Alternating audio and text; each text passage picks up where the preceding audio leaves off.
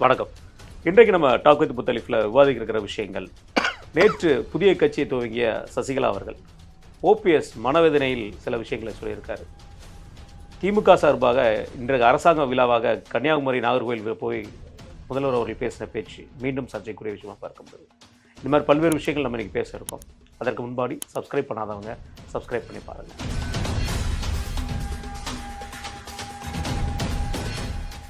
அண்ணா வணக்கண்ணே. வணக்கம் அண்ணா, நேற்று நம்ம மத்திய அரசாங்கம் சார்பாக அன்னபூர்ணா தானியா அப்படின்னு சொல்லிட்டு ரேஷன் கடையில் ஏடிஎம் மெஷின் மாதிரி 24x7 நம்ம அரிசி பருப்பு என்னெல்லாம் வாங்குகிறோமோ அதை எடுத்துக்கலாம் அப்படிங்கிற ஒரு திட்டத்தை அறிமுகப்படுத்தியிருக்காங்க. இதில் என்ன ஒரு அட்வான்டேஜ்னா, நம்மளுடைய பயோமெட்ரிக்லேருந்து ஆதார் கார்டிலேருந்து மொபைல் நம்பர்லேருந்து எல்லாம் கொடுத்து ப்ராப்பராக பண்ணோன்னே ஆட்டோமேட்டிக்காக அது ரிலீஸ் ஆயிடுது. நம்ம ஏடிஎம்மில் எப்படி விட்ரா பண்ணுறோமோ அந்த மாதிரி ஒரு சிஸ்டத்தை கொண்டு வந்திருக்காங்க. இது ஒரு அட்வான்ஸ் சிஸ்டம். இது எப்படி பார்க்குறீங்க? அதாவது இந்த ரேஷன் கடைகளில் அரிசி 20 கிலோ கொடுக்குதுல்ல மத்திய அரசு. ஆமாம். அதில் 10 கிலோ தான் பயனர்களுக்கு போய் சேருதுன்றது ஒரு குற்றச்சாட்டாக இருக்குது. இப்போ அந்த மாதிரி விஷயங்கள் அரிசி வாங்காதவங்க, இப்போ நான் ரேஷன் கார்டு இருக்கும், நான் வாங்குறதே கிடையாது. அப்போ அந்த மாதிரி இதெல்லாம் அங்கேயே தான் இருக்கும். கரெக்டா? ஆமாம். ஆனால் இப்போ என்ன நடக்கும்? என் பேரில் அது போயிடும். ஒரு தடவை நான் ரொம்ப நாள் பொறுத்து போய் ஒரு இது வாங்குறேன், எல்லாம் டிக் பண்ணி வச்சுக்கு வாங்கின மாதிரி. அப்போ அந்த இதெல்லாம் என்ன வேறு கள்ள சந்தைக்கு போகும். அதெல்லாம் தடுக்கிறதுக்கு, அதாவது ரொம்ப நவீனமாகிடுச்சு.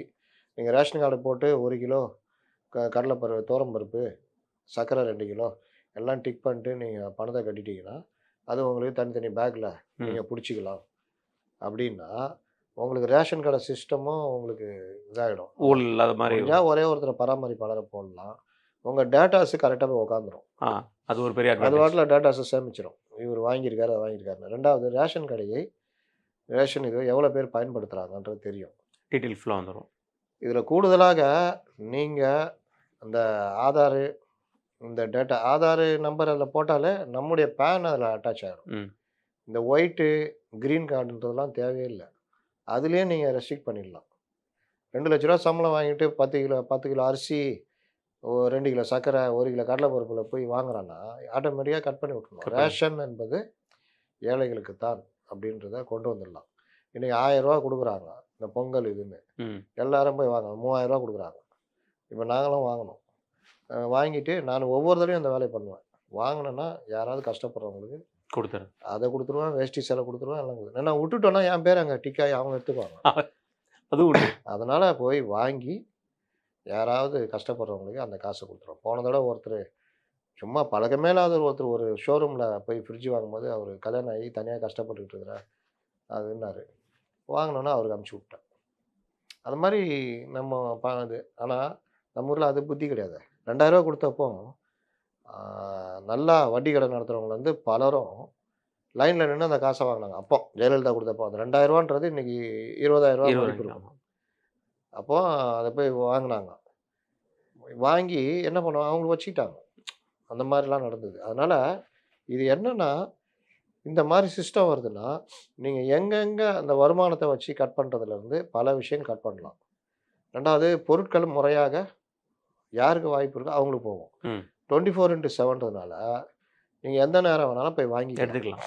அப்போ பயனர்களுக்கு அது யூஸ் ஆகும். ஒன்றே ஒன்று நடக்கும். என்னது, ஏம்மா ரேஷன் கார்டில் உன் ரேஷன் கார்டில் வாங்கி கொடுமா, என் இதில் நீ வாங்கிக்கம்மா அப்படின்ற மாதிரி நடக்கும். இதில் போக போக என்ன பண்ணணும், அந்த டேட்டா சொன்னேன்ல உங்களுக்கு பேனு அட்டாச் ஆகிருந்தா உங்கள் வருமானம் தெரிஞ்சிடும்.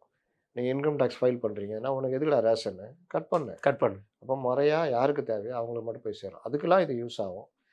என்ன பிரச்சனை வரும்னா, ஊழியர்கள் வேலையை இது பார்த்துச்சுன்னா ஆயிரக்கணக்கானோர் வேலை இழப்பு நடக்கும்.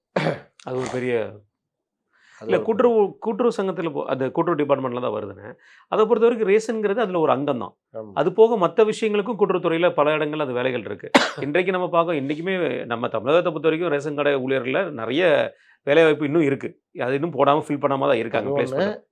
அவங்களுக்கு குறைஞ்ச சம்பளம் சம்பாரிச்சுன்ற மாதிரி தான் இருக்கும். ஆமாம், சத்துணவு ஊழியர்களும் அப்படி தான். ஆமாம். அப்போ அவங்க எப்படி சம்பாதிக்கிறத பார்ப்பாங்க? அதான் நடக்குது. அப்போ அந்த மாதிரி விஷயங்கள்லாம் வந்து சரி பண்ணணும். இது நல்ல விஷயம். கூடிய சீக்கிரம் அதில் ஸ்டிக்கர் ஓட்டுறதுக்கு நம்ம ஆட்சி தொடர்ந்தால் தான் ஸ்டிக்கர் ஓட்ட முடியும். கண்டிப்பான. இதை தொடர்ந்து நேற்று சசிகலா அவர்கள் ஒரு புதிய கட்சியை தொடங்கியிருக்காங்க. பசும்பொன்னில் வச்சு பேசியிருக்காங்க. பல விஷயங்களை பேசியிருக்காங்கன்னு வச்சுக்கோங்களேன். ஆனா முதல்ல எனக்கு ஒரு விஷயம் என்னன்னா, கட்சி பேர் இல்லாம கட்சி கொடியை மட்டும் அறிமுகப்படுத்திய முதல் கட்சியா அது ஏன்னா பார்க்கப்படுது. டிடிவி சொன்னது தான் உண்மை. பேர் பதிவு பண்ணுறதுலாம் பெரிய ப்ராசஸ். அது ஒரு காலம் ஆகும். அதனால பேர் சொல்ல முடியாது. இன்னொன்னு தலைவர்கள் பேரில் கட்சி தொட முடியாது தெரியும்ல. ஆமா. நீங்கள் அண்ணா திராவிட முன்னேற்ற கழகம்னா அண்ணாக்கு ஏக்கு ஒன்று, எண்ணுக்கு வேறு வேறு இது தான் கொடுக்க முடியும். ஆமா. ஒய்எஸ்ஆர் காங்கிரஸ்னா ஒய்எஸ் ராஜசேகர ரெட்டி இல்லை, அதுக்கு வேறு வேறு இது அர்த்தங்கள் வரும். வரும். ஆனால் நம்ம பார்க்கும்போது ஒய்எஸ்ஆர் பேரில் காங்கிரஸ், ஒய்எஸ்ஆர் காங்கிரஸ் ஒய்எஸ்ஆர் காங்கிரஸ் அப்படின்னு தேர்தல் ஆணையம் பிரகாரம் அப்படி பேர் தொடங்குது. கிடையாது. அப்போ இவங்க அண்ணா, எம்ஜிஆர், ஜெயலலிதான்னு வச்சுருக்காங்க. அதெல்லாம் அப்படிலாம் பண்ண முடியாது. புரட்சி அதிமுக அந்த மாதிரி தான் வச்சுக்கலாம். நல்லாயிருக்கும். அதெல்லாம் அங்கே பதிவு பண்ணுற ப்ராசஸ் இதெல்லாம் இருக்குது. அதுக்குள்ளே தேர்தலே முடிஞ்சிடும்னு வச்சு. அவங்களோட இந்த முயற்சி எப்படி பார்க்குறீங்க? இது தேவையா இந்த நேரத்துல? எனக்கு இவ்வளோ நாளாக அவங்க பேசுனதுக்கும் இப்போ அவங்க பண்ணுறதுக்கும் எனக்கு அப்படியே முரண்பாடாக உல்டாவா தெரியுது. ஏன் இருக்குன்னா அதிமுக ஆட்சிக்கு வரணும், திமுக வீழ்த்தப்படணும், அதற்கான முயற்சிகள் தொடரும்னாங்க. அப்புறம் நான் அதுக்கான திட்டம் வச்சுருக்கேன்னாங்க. ரெண்டாவது அதிமுக ஒன்றுபடணும்னாங்க. ம். இப்போ டிடிவிலேருந்து எல்லாம் அதில் இருக்காங்க. அப்போ இவங்களுக்கு என்ன பிரச்சனை? இன்றைக்கி என்ன பண்ணுறாங்கன்னா எடப்பாடியை அட்டாக் பண்ணி அவங்க பேசுகிறாங்க. அப்போ எங்கே பிரச்சனை வருது? அதிமுக ஒன்றுபடணும்னா அந்த முயற்சி 2 பேரும் தான் எடுக்கணும். எனக்கு ஆமா. எடப்பாடி பழனிசாமி சைடும் எடுக்கணும், இவங்க இவங்க சைடும் எடுக்கணும். அதுக்கான வேலையை பாஜக பார்க்குது.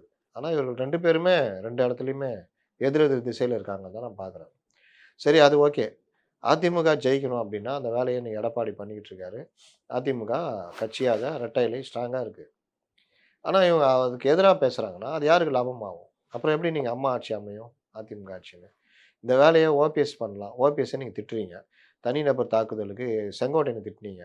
உங்களுடைய கோபத்துக்காக தாவேகளை போய் இணைஞ்சது தப்பு, ம். தனிநபர் தாக்குதலில் ஈடுபடுறது தப்புன்னு சொன்னீங்க.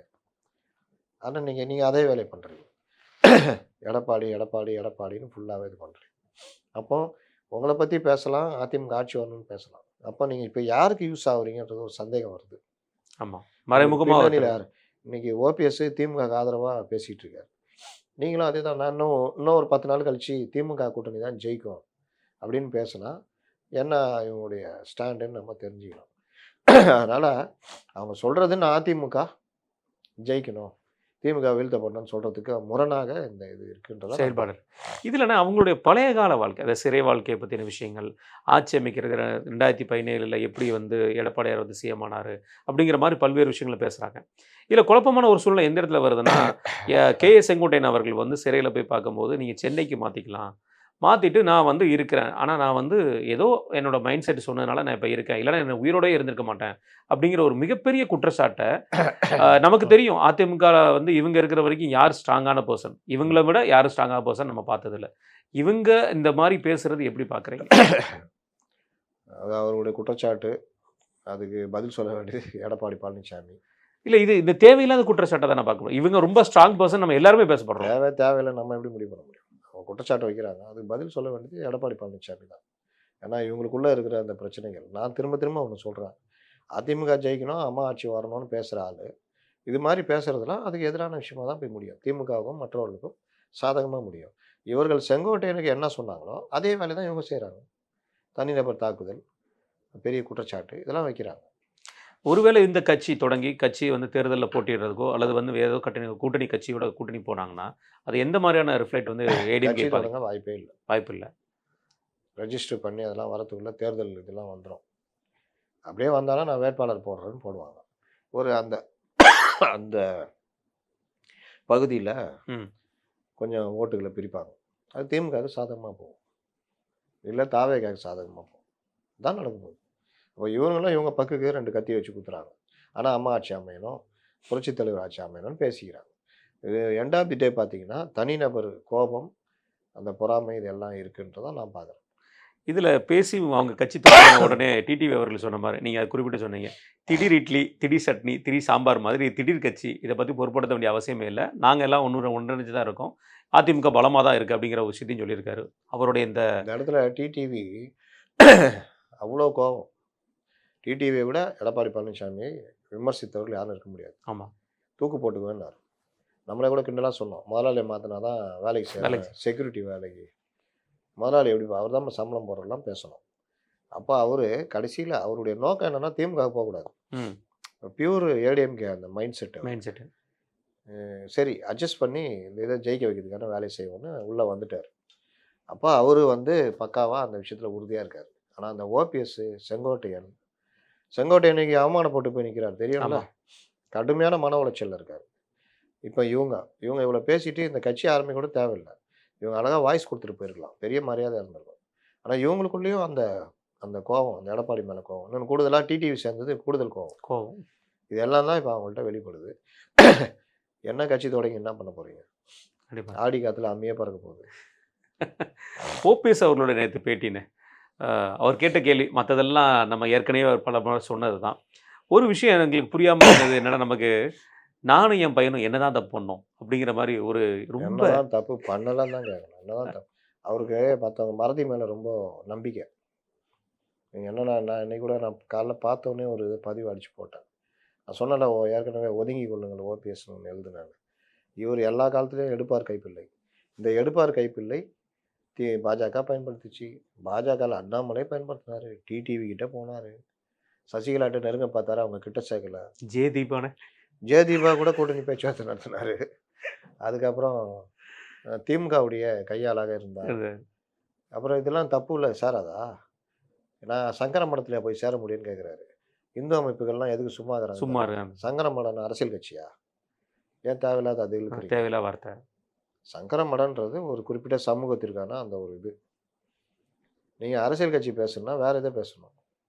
நான் என்ன ட்ரம்ப் கட்சியில் போய் சேர முடியும்னு கேட்டிங்கன்னா எனக்கு நியாயமான ஒரு வார்த்தை. தமிழ்நாட்டில் அரசியல் பண்ணுறேயா? இல்லை நான் தெலுங்கானா போய் தெலுங்கு தேசம் பார்ட்டியில் சேர முடியும் அப்படின்னு கேட்டால் சங்கர மடத்தில் சேருன்ற வார்த்தை எப்படி கரெக்டாக இருக்கும்? அது ஒன்று. இன்னொன்று, இப்போ மட்டும் வந்து பத்திரிகையாளர்கிட்ட மற்றவங்கள்ட்ட கேள்வி வைக்கிறீங்களே, இதுக்கு முன்னாடி செஞ்சதுக்கெல்லாம் யார்கிட்டயா கேட்டிங்களா? இவருக்கு கதை தெரியும்ல. டுபாகூர்லாம் நம்புவார் இவர். டுபாகூர் பத்திரிகையாளர்கள் வாங்கி தின்றவன், சோறு போடுறது, இந்த டிவி சேனலில் பெரிய சேனலில் இருக்கானுங்கள்ல, ஆமாம், இந்த பசங்க இருப்பானுங்கள்ல, இவங்க எல்லாம் பெரிய பத்திரிகையாளர் நினச்சிக்கிட்டு அவனுங்க வேலை என்ன வாங்கி தின்னதுக்கு ஏற்ற மாதிரி அந்த நேரத்துக்கு ஏற்ற மாதிரி பேசுவான். அப்போ ஆட்சியில் வேறு இருந்தாரா, தூக்கி பேசினோன்னா இவருக்கே அது ஒரு பெரிய இது. ஒரு லைவ் போகிறதுக்கே பெரிய தொகைலாம் கொடுத்தாரு இவர். வாங்கினோடனே தெரியும், அவன் வாங்கி யார் கொடுத்தானும் தெரியும். அந்த மாதிரி பெரிய தொகைலாம் கொடுத்து லைவ் போடுறது, இந்த வேலைலாம் பண்ணான். அவன் இப்போ என்ன பண்ணிட்டான், இங்கே போயிட்டான். இங்கே லைவுக்கும் மற்றதுக்கும் காசு வாங்கி அவன் பொறுத்தவரை வியாபாரம் இப்படி போயிட்டு இவங்களெல்லாம் நம்பி சோறு போட்டுக்கணும் மத்தியானம் எல்லாம் பண்ணான். இன்றைக்கி எல்லாம் என்ன, இங்கே ஒன்றும் இல்லைன்னா அந்த பறவைகள் பறந்து போயிடுச்சு. இதுதான் ஓபிஎஸ். ரெண்டாவது, இவருக்கு வாய்ப்பு பிஜேபியில் கொடுக்குறாங்க. இவர் சம்பாரித்த பணம் இருக்கு. நேற்று கூட ஒருத்தட்ட பேசியிருந்தேன், அவருடைய ஆதரவாளராக இருந்து. அவர் சொல்கிறார், நல்ல வேலை நான் 21லேயே எகிரிட்டேன். அப்போ கூட என்ன அவங்க நம்பலை. ஆனாலும் என்னுடைய செயல்பாடுகள் மற்ற விஷயங்கள் எல்லாத்தையும் வச்சு போக போக நான் வந்து ஒரு நம்பிக்கையை பெற்றேன்.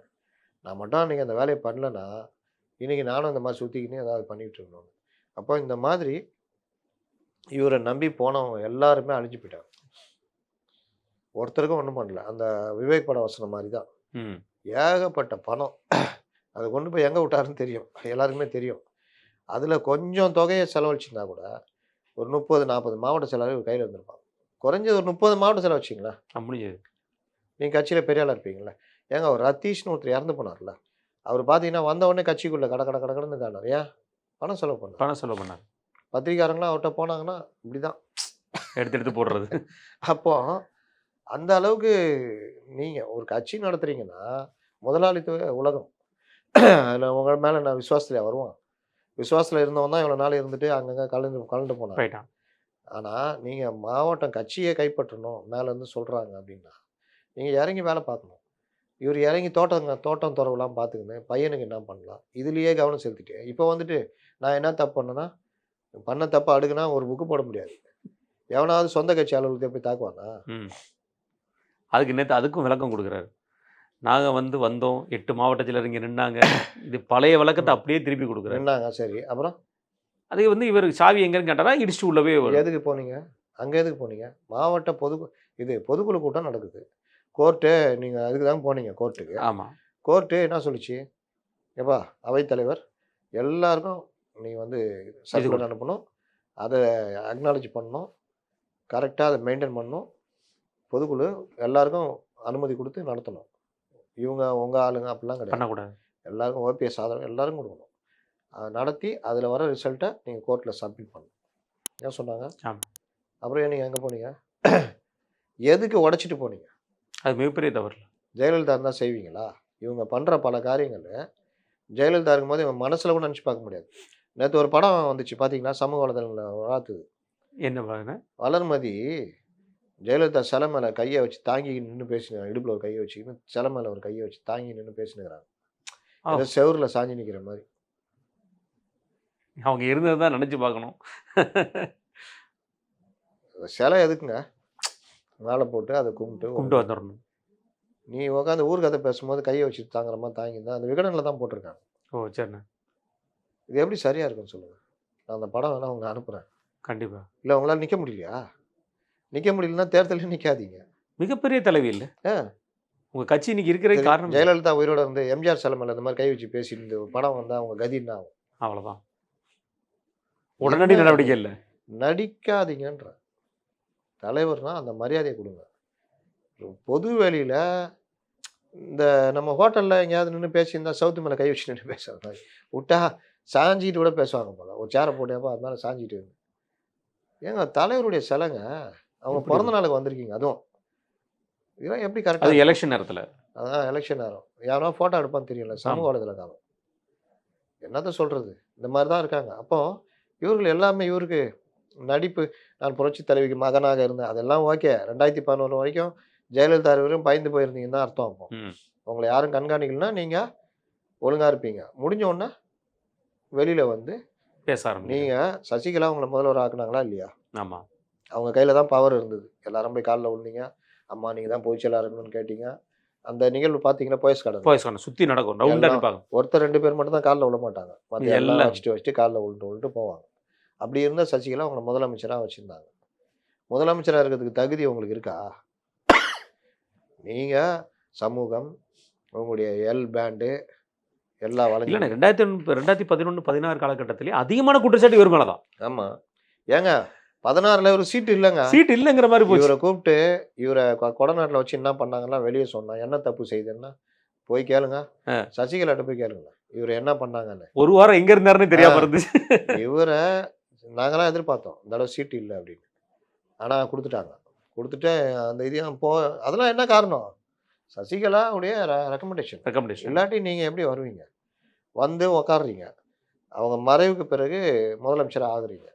அதுக்கப்புறம் உங்களை கையில் எடுக்கும் போது நீங்கள் எடுப்பார் கைப்பிள்ளையா மாறும் போது தானே அவங்க கண்டுபிடிக்கிறாங்க.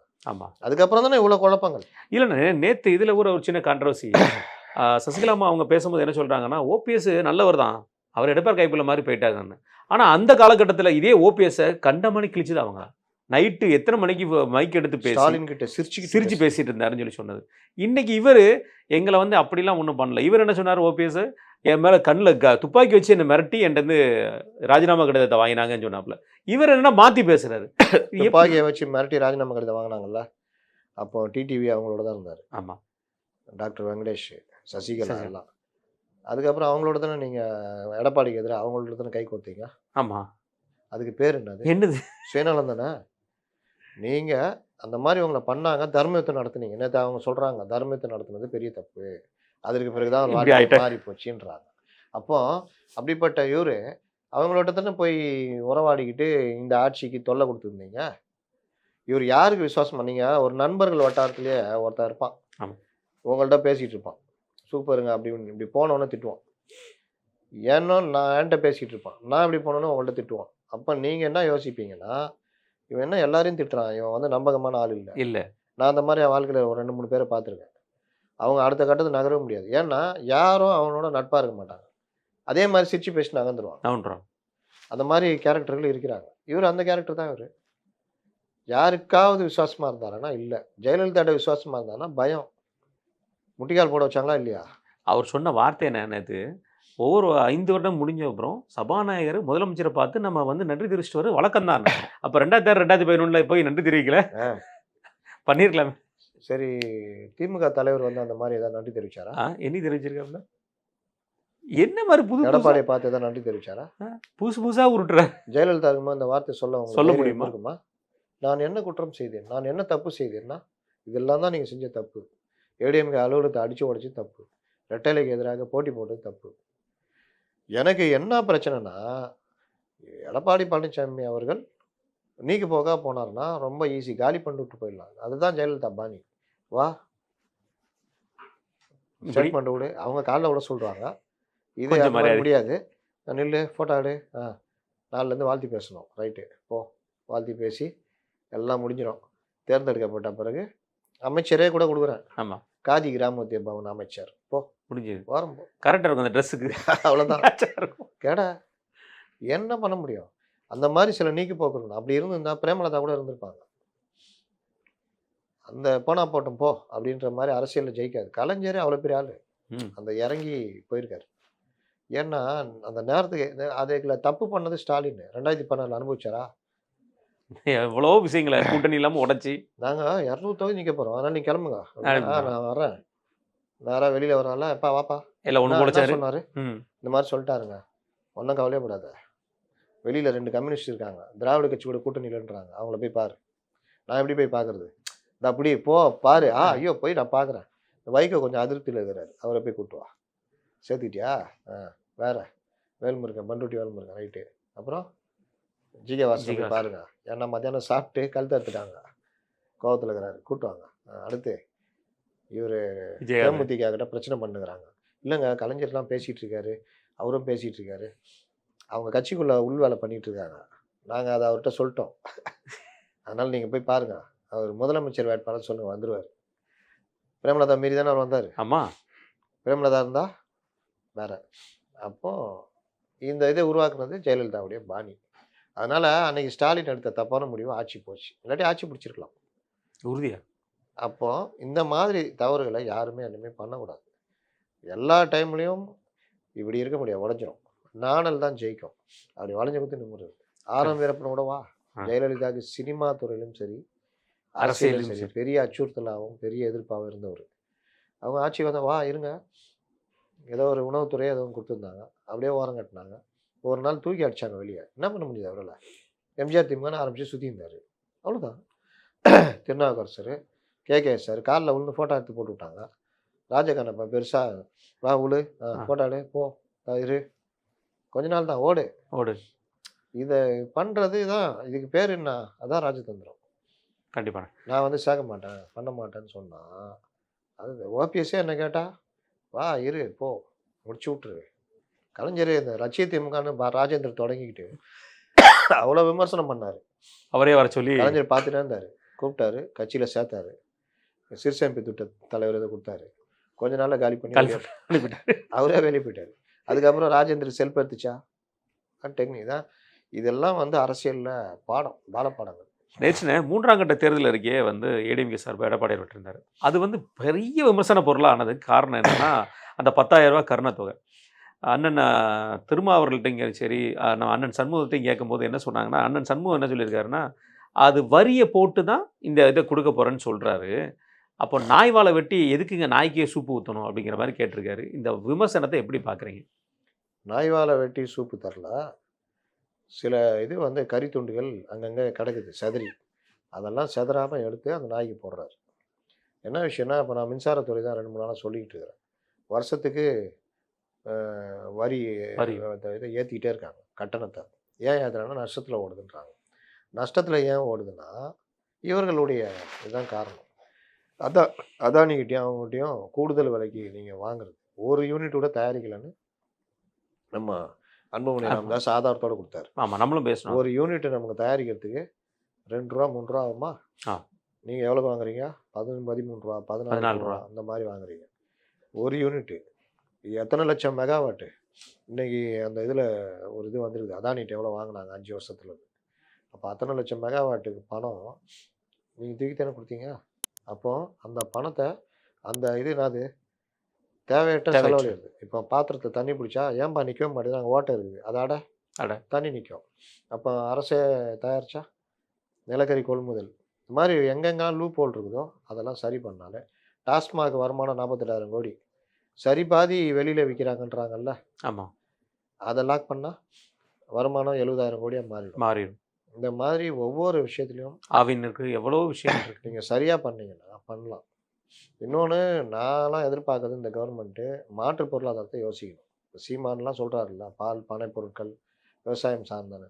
டாஸ்மார்க்கை கொஞ்சம் கொஞ்சமாக குறைச்சி அந்த சைடில் கவனத்தை செலுத்துனாங்கன்னா வருமானம் வரும். அதெல்லாம் செலுத்தலாம். இன்னொன்று 24,000 கோடி தானேங்க. ம் 3 தவணையும் 8,000 கோடின்னு கொடுத்தாருன்னா அங்கே பெருசாக என்ன கட்டு பெருசாக கெட்டு போகுது? அது ஒரே ஒரு தடவை தான் சொல்லிட்டோம், அதுவும் சொல்லிட்டாரு அவர். அவ்வளோதான். வேற என்ன? மீதி 2,000 ரூபா கொடுத்ததை பற்றி சண்முகம் வாய் திறப்பாரா? ஏன்னா அவங்க கொடுக்காங்க, அவங்க டிஒய் சொல்லிட்டார்ல. டிஒய்எஃப்ஐடைய பிரதான கோரிக்கை 80களில் டிஒய்எஃப்ஐக்கு மற்ற கட்சிகளுக்கு பெரிய நெருக்கடி கொடுத்தது இந்த கோரிக்கை தான். ஓ அந்த என்னது அது? அது பேர் என்ன? என்ன எக்ஸ்சேஞ்சு? எதுனா வேலைவாய்ப்பு அலுவலகம். Employment exchange. எம்ப்ளாய்மெண்ட் எக்ஸ்சேஞ்சில் பதிவு பண்ணவங்களுக்கு 50 ரூபா உதவித்தொகை கொடுக்கணும்னு பெரிய கோரிக்கை வச்சு டைஃபி 80களில் பெரும் போராட்டம் நடத்துச்சு. அப்போல்லாம் திமுக இளைஞர்கள்லாம் கிடையாது. கிடையாது. டைஃபி உருவாகி பெரிய போராட்டம் நடத்துச்சு. பெரிய நெருக்கடியாக மாறிச்சு எம்ஜிஆருக்கெல்லாம். அதுக்கப்புறம் எம்ஜிஆர் அறிவிச்சார் 50 ரூபாய் எம்ப்ளாய்மெண்ட் எக்ஸ்சேஞ்ச். அந்த 50 ரூபா இன்றைக்கி எவ்வளோ பெரிய தொகை? 1200 நம்ம தங்கம் ஒரு பவுனு. ஒரு பவுன். அப்போ 50 ரூபானா 24ல் ஒரு பங்கு. இன்றைக்கி 1,20,000 ரூபா. அதில் 24ல் ஒரு பங்குனா 5,000 ரூபா. 5,000 ரூபா. இவர் 2,000 ரூபா தான் தரன்றாரு. அதுவே பெரிய தொகை. பெரிய தொகை. ஏன்னா 2,000 ரூபாயில் நீங்கள் கோடை கால சுற்றுலா போயிட்டு ஹோட்டல் எடுத்து தங்கிட்டு எல்லாமே எல்லாம் பண்ணிட்டு மிச்சப்படுத்தி 500 ரூபா கொண்டு வந்து போரூரில் அரை கிரவுண்ட் இடம் வாங்கலாம். ஆமாம், அந்த அளவுக்கு இடம் நிறைய. சிஎம் சொல்கிறாப்புல. அந்த மாதிரி 2,000 ரூபா. அப்போ பட்டதாரி இளைஞர்களுக்கு பதிவு பண்ணவங்களுக்கு 2,000 ரூபா, பட்டதாரி இல்லாத இளைஞர்களுக்கு 1000 ரூபா. இது வந்து சிபிஎம் உடைய கோரிக்கை. அந்த கோரிக்கை இவர் இப்போ ஏன் சண்முகம் வாய் திறக்க மாட்டேங்கிறாரு? வரவேற்கவே இல்லையே. அதனால இவங்க எல்லாம் அந்த வீட்டோட மாப்பிள்ளையே போயிட்டாங்கன்னால அதனால அப்படி இருக்காங்க. ரைட்ண்ணே. இன்றைக்கு முதல்வர் அவர்கள் வந்து நாகர்கோவில் கன்னியாகுமரி போயிருக்காருண்ணே. அரசாங்க விழாக்காக போயிருக்காரு. 1700 கோடி ரூபாய்க்கு இது திறந்து வச்சிருக்கிறாரு. நாகர்கோவில் கன்னியாகுமரினா முதல்வர் என்ன பேசுவாருங்கிறது நமக்கு எல்லாருக்குமே தெரியும். இங்கே வந்து எல்லா மதத்தினரும் வாழ்கிற ஒரு ஊர். இங்கே பாஜக ஏன் வரக்கூடாதுன்னா, பாஜக வன்முறை அரசியலை மட்டும்தான் பேசிகிட்டு இருக்கு, வளர்ச்சிக்குண்டான அரசியலை பேசலை. அதுபோக மகாராஷ்டிராவில் அந்த இடஒதுக்கீடு அதையும் பண்ணியிருக்காங்க. இந்த மாதிரி சிறுபான்மையினர் குறி வச்சு தாக்கல் நடத்திட்டு இருக்கிற இடம், கிறிஸ்மஸ் அன்னைக்கு விழாவில் வந்து தாக்குதல் நடத்தியிருக்காங்க. இந்த மாதிரி பல்வேறு விஷயங்களை பேசி மீண்டும் பிஜேபி அட்டாக் பண்ணி பேசியிருக்கிறார். எப்படி பார்க்குறீங்க? இதை சொல்கிற முதல்வர் நேற்று சென்னையில் ஒரு பெண்ணை தலையில் ஒருத்தன் அடித்து சாவடிச்சுட்டு பாலியல் வன்கொடுமை செஞ்சுருக்கான். இது தமிழ்நாடு முழுவதுக்குமான பிரச்சனைன்னு எடுத்துக்கலாமா? ஒசூரில் நடந்திருக்கலாம். 6 மாத குழந்தைய கார் வைத்து தமிழ்நாடு முழுதுமான பிரச்சனைன்னு எடுத்துக்கலாமா? இவங்க என்ன சொல்லுவாங்க? அங்கே ஒன்றும் இங்கே ஒன்று நடக்க செய்யும் அதெல்லாம். அப்போ பிஜேபி ஆட்சியிலையும் இந்த மத வெறியர்கள், இந்த மாதிரி வெறியூட்டப்பட்டவர்கள் இஸ்லாமியர்களுக்கு கிறிஸ்தவர்களுக்கு எதிராக நடக்கிறாங்க. அதை தடுக்க வேண்டிய வேலை பிஜேபி இருக்குது. தடுக்கிறதுனால தான் இப்போ பெரிதாக நடக்கிறது இல்லை. புல்டோசர் விஷயத்தெல்லாம் கட் பண்ணிட்டாங்க. இப்போல்லாம் சுப்ரீம் கோர்ட்டை தலையிட்டுச்சு. அங்கே ஒரு கோயில் விவகாரத்தில் ஒரு 100 பேர் இஸ்லாமியர்கள் மாதிரி கோயில் இதில் பண்ணதை பிடிச்சிட்டாங்க. அப்புறம் பார்த்தா அவனுங்க இந்துக்கள் தான். யோகி கவர்மெண்ட்டு தான் பிடிச்சது. நினச்சிருந்தா அதை பிரச்சாரத்துக்கு பயன்படுத்திக்கலாம்ல. அதை பண்ணது யாரும் கண்டுபிடிச்சிட்டாங்க. அப்போது அங்கே ஒரு மத கலவரத்தை இதை உண்டு பண்ணுன்றதை தடுத்துட்டாங்க. இந்த மாதிரி பல தகவல்கள் வருது. பல விஷயங்கள் வந்து நீங்கள் பிஜேபி மாறி இந்த ஸ்டேட்லாம் கம்பேர் பண்ணால் அவங்க எங்கேயோ இருக்காங்க. நான் தான் சொல்கிறேன், உனக்கு தைரியம் இருந்தால், இவர் சொல்கிறார்ல பயந்தாங்கொல்லின்னு, உங்களுக்கு தைரியம் இருந்தால் மது விலக்கை அமல்படுத்துங்க. ஏன்னா டெபிசிட்டே இல்லைண்ணா யூபியில். நம்ம பார்த்தோமே, அன்றைக்கி பார்த்தோமே, டெபிசிட் இல்லாத ஒரு பட்ஜெட். உங்களுக்கு தைரியம் இருந்தால் மது விலக்கை அமல்படுத்துங்க. பீகாரிகளை வீட்டில் இல்லாதவர்கள் முட்டாள்கள்ன்றீங்கல்ல, அங்கே மது விலக்கு இருக்குது. நீங்கள் பண்ணுங்களேன் பார்ப்போம். உங்கள் தைரியத்தை நான் பார்க்குறேன். நடக்கிற கதையா? அப்போது மாற்று பொருளாதாரம் இருந்தும் அதை செயல்படுத்த திராணி இல்லாமல் இருக்கீங்க. இன்னொன்று நான் பாஜக காரர்கள் சொல்கிறது, 5% இஸ்லாமியர்களுடைய இடஒதுக்கீடை மகாராஷ்டிரா அரசு ரத்து பண்ணிடுச்சுன்னு. இவங்க பாரதிய ஜனதா என்ன பண்ணிட்டு இருக்கிறாங்க? நல்லா 2 தலகாணி கொடுக்கலாமா தூங்குறதுக்கு? ஆளாளுக்கு உட்காந்து தூங்குறதா? நல்லா ஏர் பில்லை கொடுக்கலாமா? எவ்வளோ ஒரு தலைவர்கள் இவங்களாம் என்ன பண்ணுறாங்க? 5%லுடைய உண்மைத்தன்மை என்ன? அங்கே வந்து அந்த பொதுப்பட்டியலில் அதை கொண்டு வந்தாங்களா? யார் இதை கொண்டு வந்து கைவிட்டது? இப்போ எப்படி அது நீக்கப்பட்டிருக்கு? அதோட உண்மைத்தன்மை என்ன? பேசணுமா வேணாவா? நம்ம எடுத்த முயற்சி கூட அவங்க எடுக்க மாட்டேங்கிறாங்க. எதுங்க இவங்களாம் இருக்காங்க கட்சி நடத்திக்கிட்டு? இவங்களுக்கு என்ன அறிவு இருக்குன்னு கேட்குறேன். அண்ணாமலை பேசினார்னு நினைக்கிறேன் இல்லை? ஆமாம், அண்ணாமலை பேசிட்டார். அவர் ஒரு ஆள் தான் டேட்டாஸ் வச்சு பேசுகிறார். மற்றவங்களாம் என்ன அறிவு இருக்குன்னு நான் கேட்குறேன். எதுக்கு நீங்கள் கட்சி நடத்தி எதுக்கு இங்கே இருக்கிறீங்க? ஒன்று அறிவு இல்லாமல் இந்த மாதிரி எதுக்கும் பதில் சொல்ல முடியாமல் சுற்றிட்டு இருக்கிறீங்க. இல்லை இவங்களுடைய டைப் வச்சுக்கிறீங்க. ஆமாம். இல்லை அண்ணாமலை மாதிரி ஆட்கள் இந்த மாதிரி சொல்கிறா, அவர்கிட்ட வேற பிரச்சனை இருக்குது. மொத்தத்தில் வளரவே மாட்டேங்கிறீங்க. வளர விட முடிச்சு விடுறீங்க. எந்த பாஜக காரனுக்காவது கூப்பிட்டு கேளுங்க, இந்த மாதிரி சிஎம் வைக்கிறாரு, உன் பதில் தான் கேளுங்க, கம்முன்னு போயிடுவோம். ஏன்னா அதோடைய தேடல் இருக்காது. பதில் சொல்லணுமா வேணாவா? அவன் போட்டு காங்கிரஸ் போட்டு அடிக்கிறாங்க, ஏஐல போட்டு அடிக்கிறாங்க, டிஎம்கே ஏஐல போட்டு அடிக்கிறாங்க. இவங்க என்ன பண்றாங்க கேளுங்க. ஒண்ணுமே இல்லை. கூடி கூடி பேசிக்கிட்டு இருக்காங்க. அதை தாண்டி ஒண்ணுமே கிடையாது. அதுல இந்த இவரு இந்த நயினா நாயகன்லாம் வந்தா பிறகு ஒண்ணுமே கிடையாது. என்ன நீங்க எளிமையா இருக்கிறீங்க, எல்லாரும் கூட ஃப்ரெண்டா இருக்கிறீங்கன்னா அது கட்சி வளர்க்குறதா? அது யாரை சேரும்? யாருக்கு தேவை? அது யாருக்கு தேவை? கூடி கூடி பேசிக்கிட்டு இருக்கிறது இப்படியே போய்கிட்டு இருக்குது. திமுக இருக்கணும் அதிரடி அரசியலை தவிர வேற எதுவுமே பண்ண முடியாது. எவ்வளோ ஏங்க நீங்க பொய்யா பல விஷயம் சொல்றாரு. நிதி ஒதுக்கீடுல குறைன்னு அப்பா புள்ள எல்லாரும் சொல்றாங்க.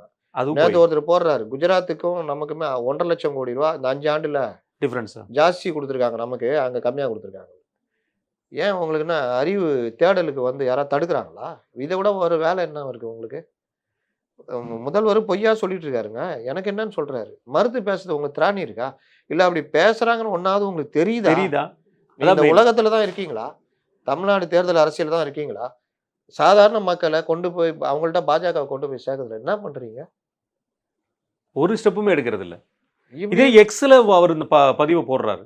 யாரு? முதல்வர் அவர்கள். அததான் சொல்றாங்க. மேட பேசுறாரு. மாட்டுக்கறி விவகாரம் பேசுறாரு. மாட்டுக்கறி விவகாரம் நடந்ததா? நடந்தது. அதற்கு எதிர்ப்பு எல்லாரும் தெரிவிச்சோம். நான் என்ன சாப்பிட நீ யார் முடிவு பண்றதுன்னு. அதற்கு பிறகு இவர்கள் பண்ண கூத்து இருக்கு தெரியுமா? இந்த வேலூர்ல ஆம்பூர்ல நடந்த மாட்டுக்கு நானே சாப்பிட்றேன், அது பண்றேன், இது பண்றேன், போய் வம்பு இழுக்கிறது இதெல்லாம் ரைட்டு. இவங்க வந்து மதம்ன்ற விஷயத்த இந்துக்கள் அப்படின்னா அவங்களுக்கு புண்படுற மாதிரி கொண்டு போய் செய்யறது. அப்போ இன்னும் அவன் பாஜக பக்கம் போற மாதிரி இந்த கொண்டு போய் பண்ணுவாங்க. இது ஒரு பார்ட்டு.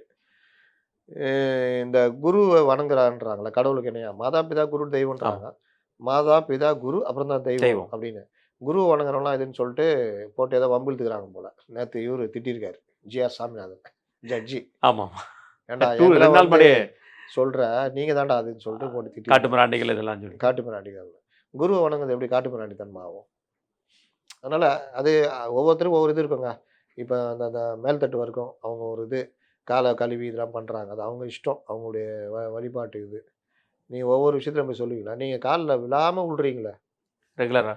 அரசியல் கட்சியிலேயே இந்த அடிமைத்தனம் இருக்குது. ஆமாம். பக்கத்து சேரில் ஆராசாவில் உட்கார முடியுதா?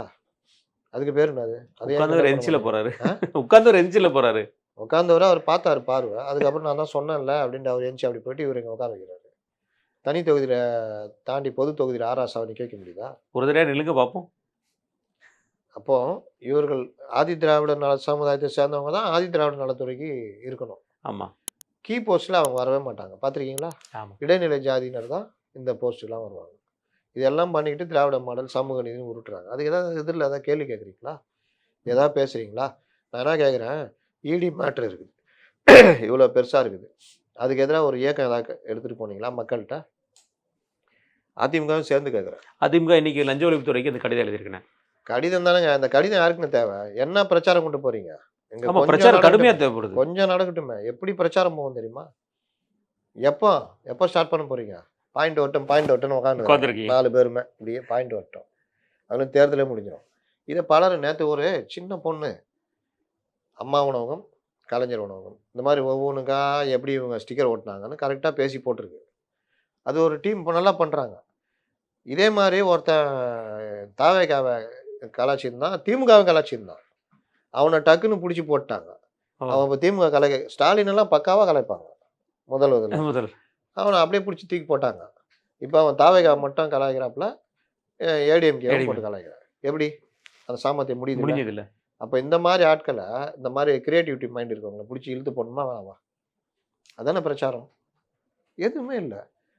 இந்த மாதிரி நீங்கள் பண்ணிக்கிட்டு இருந்தீங்கன்னா எப்படி நீங்கள் அடுத்த கட்டத்துக்கு மூவ்மெண்ட் ஆகும்? இல்லை திமுக மாதிரி வாடகைக்காவது மூளையை வாங்கிக்கிங்க. அதுவும் இல்லை, அதையும் பண்ண மாட்டீங்க.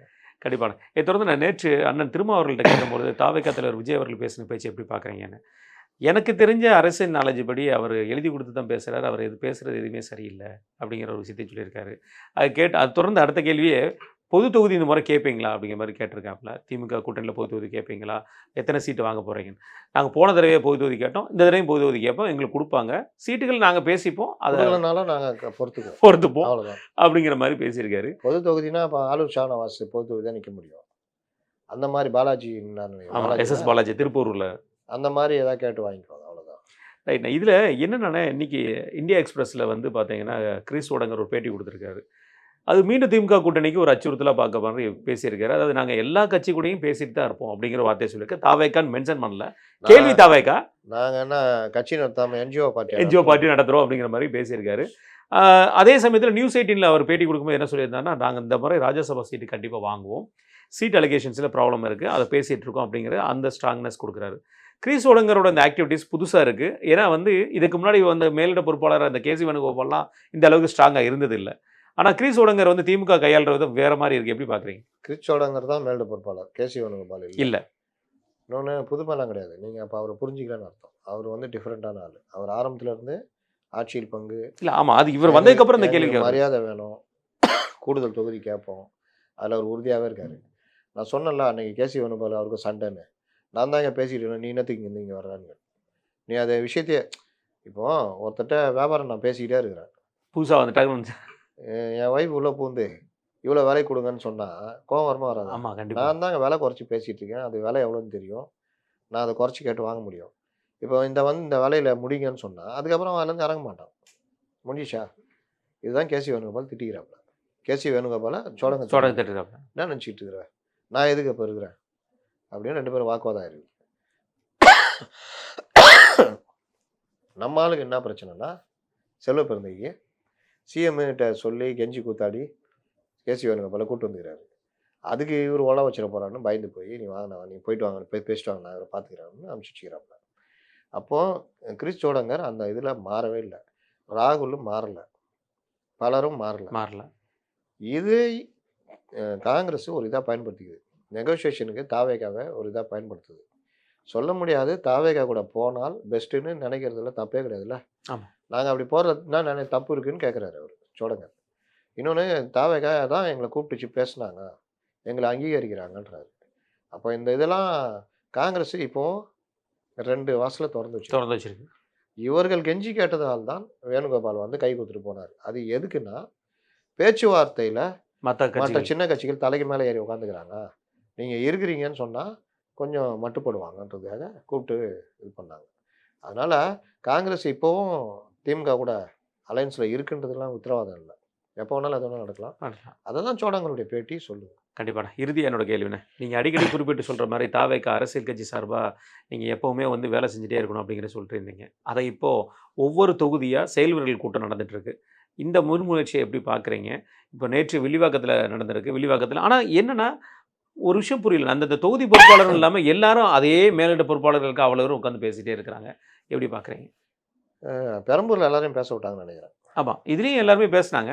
அதே 5 நிமிஷம் 10 நிமிஷம் அதே காலத்தில் பேசினா, அதை ஒரிஜினா மட்டும் 40 நிமிஷம் பேசினார். அதை ஒரிஜினா பேச வேண்டாம்னு சொல்லலாம், கூட்டத்தை கலைச்சி விட்ருவார், மொபைல் தூட்டுவார். அப்போ இந்த மாதிரி அங்கங்கே நடத்துகிறாங்கன்னா நீங்கள் என்னமோ தமிழ்நாடு ஃபுல்லாக நடத்துகிற மாதிரி சொல்கிறீங்க. இல்லை, வேலையை ஸ்டார்ட் பண்ணிடுறாங்க. திமுக ஜாலியாக இருக்குது, இவங்க சென்னையிலேயே முடங்குறாங்கடா. ஆமாம், ஒருத்தர் பெரம்பூர், ஒருத்தர் வில்லிவாக்கம், ஒருத்தர் அம்பத்தூர், ஒருத்தர் டி நகர், ஒருத்தர் அண்ணா நகர், இன்னொருத்தர் துறைமுகம், இப்படியே இங்கேயே இதை விட்டு வெளியே போக மாட்டாங்க, கட்சியும் வெளியே போகாது. இவர் வீடியோவில் ஏதாவது பேசி போடுவார், இந்த லட்சத்தில் தான் இருக்கும். அதனால் இவங்க பிரிக்கிற வாக்குகள் மீண்டும் சொல்கிறேன் என்டிஏக்கு சாதகமாக போகும். நான் பல நேரத்து கூட சில தான் பேசியிருந்தேன், ஆன்டி இன்கம்பன்சி 65% இருக்காங்க கவர்மெண்ட்டுக்கு எதிராக. அந்த கோவத்தை மறைக்க தான் இவர் ஊட்டிகிட்ருக்காரு, நேராக அங்கே கை காமிச்சிட்ருக்காரு. ஆனால் ஜனங்க இங்கே கீழே பார்த்துட்டு இருக்காங்க. இவர் சொல்கிறதெல்லாம் நம்புறது ஜனங்கள் இல்லை, கட்சிக்காரங்களே இவங்களே பேசிட்டு இவங்களே சந்தோஷப்பட்டுக்கிறாங்க. இவர் பேசினார் சிஎம்னு, துண்டு அடிக்கிறது, ரோட் ஷோக்கு வர்றது எல்லாம் இவங்க கட்சிக்காரங்களே ஆளை கூட்டு வந்து இவங்கள நம்பிக்கிறாங்க. பொதுமக்கள் இவங்க கிட்ட கூட வரல. ஒரு பெரிய செக்ஷனு தாவேகாவை நோக்கி நகர்ந்துகிட்டு இருக்குது. அப்போ அதை பற்றி இவங்களுக்கு கவலை இல்லை. இது எல்லாம் சேர்ந்து பெரிய ஒரு ஆட்சி மாற்றத்தை கொண்டு வரப்போகுது. சொல்ல முடியாது, தொங்கு சட்டசபை கூட வரலாம். கண்டிப்பாக. உங்கள் நேரத்தை கருத்தை